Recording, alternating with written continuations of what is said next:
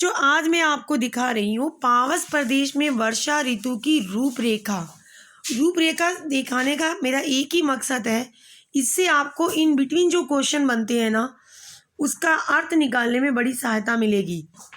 प्रस्तुत कविता में कवि सुमित्रा नंदन पंत जी ने प्रकृति का बड़ा ही सजीव चित्रण किया है। सजीव मतलब प्रकृति जीती जाती आपको दिखाई दे रही है। पावस ऋतु के आने पर पर्वतों का सौंदर्य दुगना हो गया है। कवि ने वर्षा ऋतु में पर्वतों पर प्रकृति के प्रति पल पल परिवर्तित मनोहर रूप का मानवीकरण शैली में प्रस्तुत किया है। इस कविता को पढ़कर बच्चों, घर की चार दीवारी के अंदर जो बैठा व्यक्ति है वो भी अपने आप को किसी पर्वत की चोटी पर बैठा महसूस करने लगता है। कविता पढ़कर ऐसा भी लगता है जैसे प्रकृति वाकई सजीव हो गई है। जिसमें कभी पर्वत नहीं देखे, वह भी इस कविता के जरिए प्रकृति के मनमोहक रूप की कल्पना कर उसके सौंदर्य पे मोहित हो प्रकृति का प्रेमी अवश्य बन जाएगा। अगर आपने पहाड़ नहीं भी देखे तो कविता पढ़ के आपको लगेगा कि हाँ वाकई ऐसे होंगे तो कितने सुंदर लग रहे होंगे। तो पाठ का सार देखते हैं। कवि ने इस कविता में प्रकृति के ऐसा वर्णन किया है, लग रहा है कि मानो प्रकृति सजीव हो गई हो।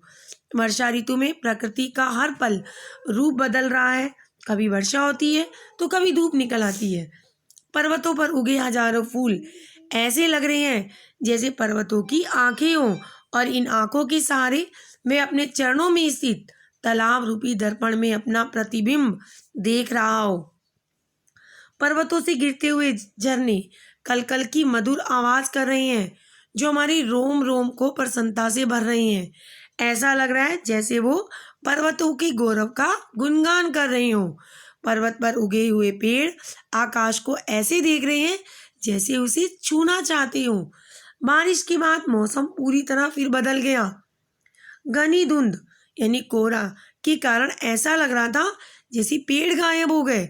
चारों ओर धुआं होने के कारण लग रहा था कि तालाब में आग लग गई हो। जैसे जादूगर अपनी जादूगिरी से बार बार अपना रूप बदलता है बच्चों, लगता है आज वैसे ही मानो इंद्र अपने बादल रूपी विमान पर बैठकर पर्वतों पर अपना कोई जादू का खेल दिखाते हुए घूम रहा हो।